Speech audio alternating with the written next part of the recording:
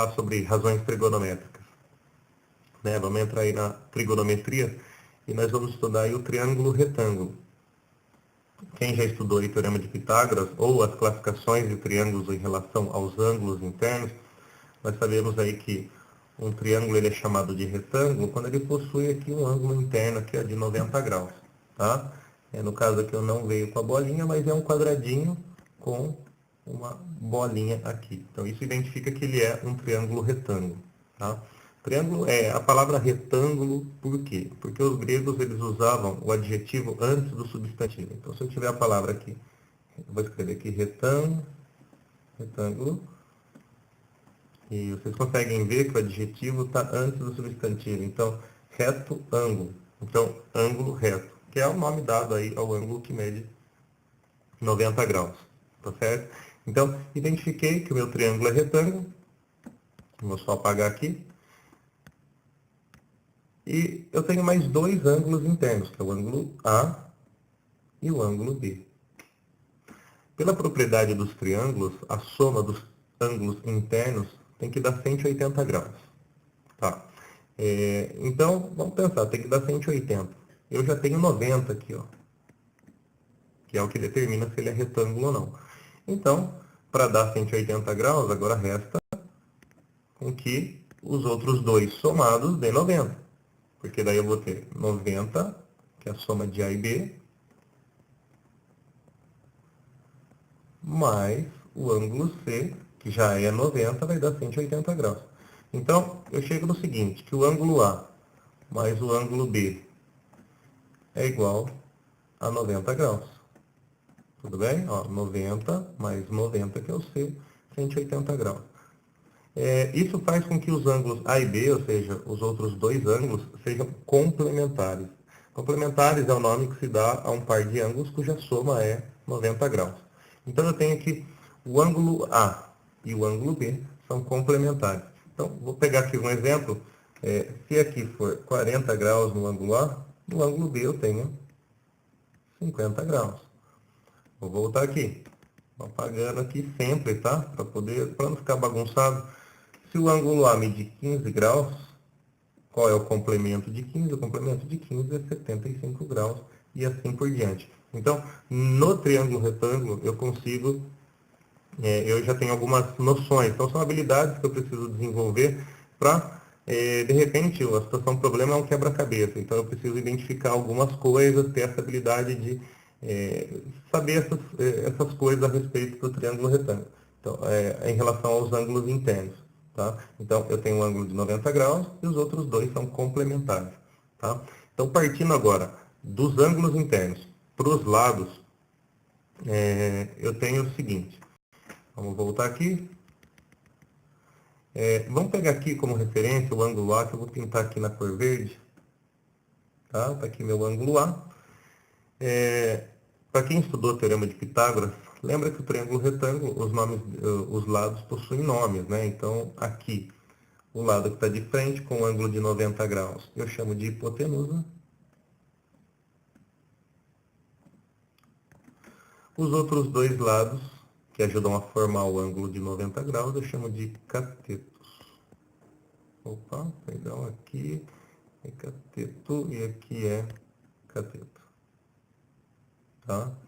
Então, catetos são os lados que ajudam a formar o ângulo de 90 graus e a hipotenusa é o lado que está de frente, é o lado oposto ao ângulo de 90 graus.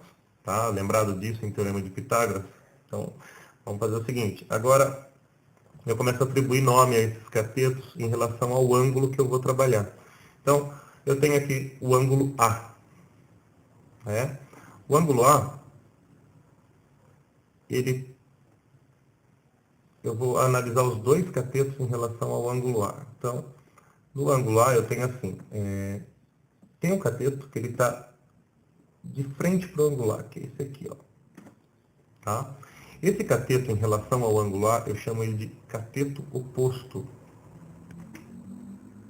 Tá? Vamos por aqui, ó. Cateto oposto ao ângulo A. Existe também, vou fazer aqui numa cor azul aqui, vou pegar amarelo para dar uma destacada. Esse outro cateto, em relação ao ângulo A, eu chamo ele de cateto adjacente. O que viria a ser adjacente? Adjacente é vizinho, vizinho ao ângulo que ele tá, que é o ângulo referência que eu estou trabalhando, né? Então vamos fazer o seguinte, então eu tenho aqui o cateto adjacente.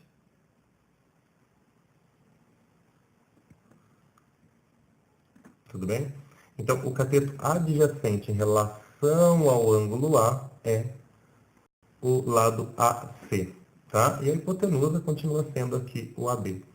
Só que aí eu posso mudar o meu ângulo de referência. Eu posso trabalhar com um ângulo aqui B, por exemplo. Tá? Então, nesse caso, quem seria? Agora muda a situação. Então, quem seria o cateto oposto em relação ao ângulo B? O cateto oposto é o lado que está de frente com o ângulo. Então, eu tenho aqui, ó, cateto oposto ao ângulo C, ao ângulo B, desculpa, é o lado AC. E como eu tenho aqui o cateto que ele é vizinho do ângulo B, o cateto que é vizinho do ângulo B, ele é chamado de cateto adjacente em relação ao ângulo B. Tá? Então, vimos aí a questão dos ângulos internos do triângulo retângulo e os nomes dos catetos, né? E do outro lado que é a hipotenusa, em relação ao ângulo aí que eu estou tomando como referência. Vamos agora falar sobre as razões trigonométricas, que seria o seno, o cosseno e a tangente. No caso aqui, eu vou pegar como referência seno, cosseno e tangente do ângulo A. Então, eu quero pegar a referência aqui, ó, esse ângulo aqui, ó. Tá? Então, para que eu possa calcular o seno do ângulo A, eu preciso saber a medida do cateto oposto, que eu vou simplificar aqui por CO, dividido pela hipotenusa. Quem é o cateto oposto ao ângulo A? Então, vamos voltar aqui, ó. Eu tenho aqui o ângulo de 90 graus. Então, esses dois lados que ajudam a formar o ângulo de 90 graus são os catetos. E o lado AB é a hipotenusa. Para que eu possa encontrar o seno do ângulo A, eu preciso do cateto oposto ao ângulo A dividido pela hipotenusa. O cateto oposto ao ângulo A é esse aqui, ó, de frente com ele. Então, o cateto oposto é A, dividido pela hipotenusa, que é C. Então, se eu fizer essa divisão com valores A dividido por C, eu descubro o seno do ângulo A. No cosseno, eu preciso do cateto adjacente dividido pela hipotenusa. Quem é o cateto adjacente ao ângulo A? É o cateto que é vizinho ao ângulo A. Né? Eu vou usar sempre a palavra vizinho como aí a ideia de adjacente. Então, o cateto que é vizinho ao ângulo A é o lado AC, aqui, ó. Então, a medida dele é B e a hipotenusa é C. Então, fica B dividido por C. A tangente, eu preciso dos dois catetos. Então, fica a razão assim, cateto oposto dividido por cateto adjacente. Cateto oposto ao A já vimos que é a medida dele, e o cateto adjacente também já vimos que é B. Então, segue aqui as três fórmulas aí, das três razões, seno, cosseno e tangente do ângulo A. Tá? Poderíamos também encontrar aqui a seno, cosseno e tangente do ângulo B, mas a ideia é a mesma. Então, por exemplo, se eu quiser calcular aqui, só como exemplo, o cosseno do ângulo B. Então, só vou escrever aqui o cosseno do ângulo B. Cosseno vai ser sempre cateto adjacente dividido por hipotenusa. Aí eu tenho cateto adjacente ao ângulo B. É o cateto que é vizinho ao ângulo B. O cateto que é vizinho ao ângulo B é esse aqui, cuja medida é A, dividido pela hipotenusa.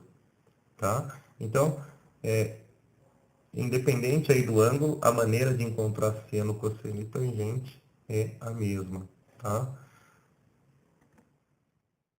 Então, aqui agora a gente já tem um exemplo. Tá, então vamos fazer assim. Eu tenho aqui um triângulo retângulo, retângulo em A, né? E eu vou querer encontrar aqui os valores de seno, cosseno e tangente do ângulo alfa, que está aqui, tá? Então vamos aqui para o primeiro passo, eu quero encontrar aqui, ó, o seno do ângulo alfa. Só relembrando, o que eu preciso para encontrar o seno? Eu preciso do cateto oposto dividido pela hipotenusa. Para achar o seno de alfa, eu preciso do cateto oposto dividido pela hipotenusa. O cateto oposto a alfa vale 3 e a hipotenusa vale 5. Fazendo essa divisão, eu tenho 6 décimos ou 0,6. Para achar o cosseno do ângulo alfa, eu preciso do cateto adjacente pela hipotenusa. O cateto adjacente, que é o cateto vizinho ao ângulo alfa, é o lado AB, que mede 4. Vamos melhorar esse 4 que ficou muito feio. 4 dividido por 5 dá 8 décimos ou 0,8. Tá? Agora, a tangente do ângulo alfa. Para que eu possa encontrar a tangente aí do ângulo alfa, eu preciso de cateto oposto dividido por cateto adjacente. O cateto oposto é 3 e o cateto adjacente é 4. Se eu fizer essa divisão, dá 75 centésimos ou 0,75. Então, eu encontrei aí seno do ângulo alfa, cosseno e tangente. Tudo bem?